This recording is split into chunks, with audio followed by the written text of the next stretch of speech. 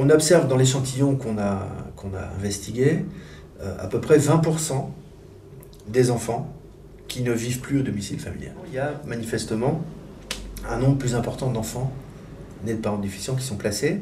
Est-ce que les pères ou les mères, on leur explique correctement le placement?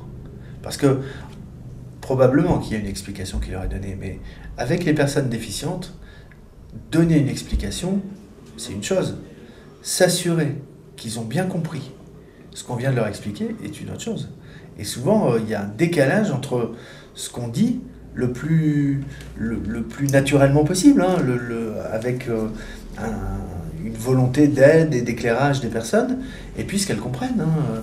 Quand on a une intelligence concrète, les énoncés abstraits, on ne les comprend pas. Donc comment on se débrouille avec des gens qui nous parlent, avec des mots qu'on ne comprend pas, sur le placement d'un enfant?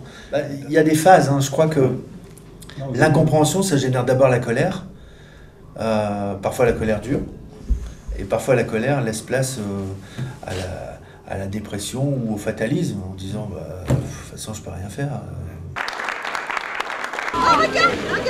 Dans votre histoire là, après l'arrivée de Bradley, il y a eu aussi un moment difficile avec les travailleurs sociaux du coup. Le placement.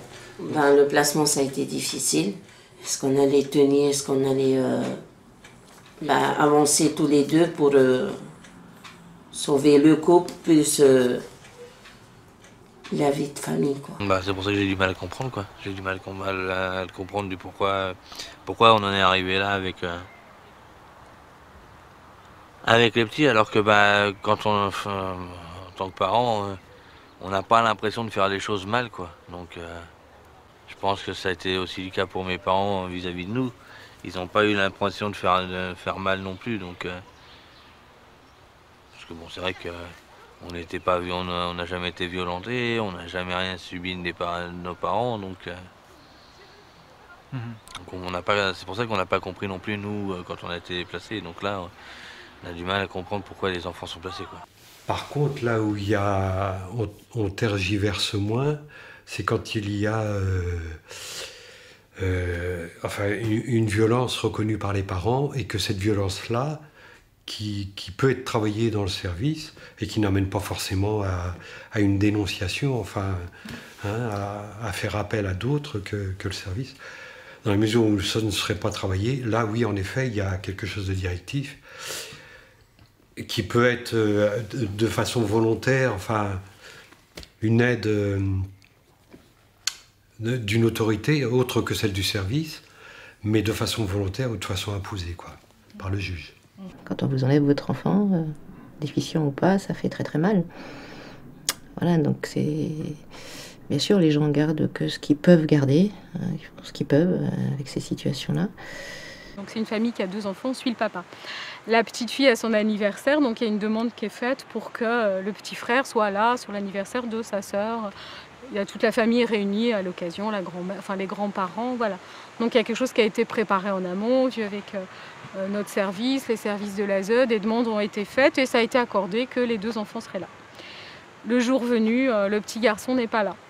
Donc ça affiche un peu, plus personne n'a envie de faire la fête, ça affiche un peu l'anniversaire en l'air et donc on est revenu, ils étaient très en colère, donc on a appuyé leur colère et remonté que c'était compliqué et on nous explique que oui mais peut-être là le collègue, alors ces 2 collègues, il faut savoir, géographiquement ils ont un bureau l'un en face de l'autre et le mail n'est pas arrivé, l'information n'est pas arrivée aux collègues du bureau d'en face. Après, je ne sais pas ce qui s'est passé, puis voilà, je veux faire de procès à personne, mais c'est compliqué, je me dis, c'est pas respectueux. Voilà. On peut dire j'ai fait une erreur et j'en suis désolée, et voilà, je ferai en sorte que ça... Mais là, pour moi, on est sorti du respect de la personne. C'est presque comme si, c'est pas très grave, voilà, c'est qu'une heure, ou c'est... voilà, il y a quelque chose, même si c'est mon interprétation, je crois qu'il y a quelque chose qui est vécu aussi comme ça, et ça... Il n'y a pas de place à ce vécu-là. C'est ça qui est difficile. C'est pas reçu, c'est pas entendu, c'est pas... Et que petit à petit, je constate que c'est des situations qui peuvent se reproduire et que petit à petit, ça fait juste que le parent, il fait plus de demandes, quoi. T'as les gens qui nous jugeaient mal en dehors de chez nous et ils ont mal jugé sur nous et puis on est au tribunal. parce qu'ils avaient peur que nos enfants étaient malheureux ou mal comment dire ça, mal éduqués, voilà. mal accompagnés. Oui. Mais des gens de votre quartier, enfin de l'immeuble Oui, non, on sait pas où ça est venu. Ils sont venus chez moi, un médecin qui est venu, pour les bilans des petits, et puis à un moment, on les a engueulés, et on a refusé qu'ils rentrent à la maison. Et comme par hasard, quelques mois après, sûrement ils ont dû nous dire un truc qui m'a vexé, et puis bon. Et qu'est-ce qui s'est passé au tribunal du coup? Le juge a vu que on avait on avait des difficultés, et puis qu'on était prêt qu'on nous aide, et puis elle disait qu'elle va refermer le dossier, et puis il n'y aura pas de suite. D'accord. Mais à ce moment-là, vous étiez déjà aidé avec le service d'aide? C'était un début, et puis on avait du mal à être dans les rendez-vous, à accepter encore. Mais on était bien content qu'ils étaient là quand on a ce fameux problème-là. Parce que du coup, par rapport aux juges, eux, ils vous ont aidé dans la... Enfin, par rapport au tribunal, ils étaient là, enfin... Oui. Ouais, c'est ça.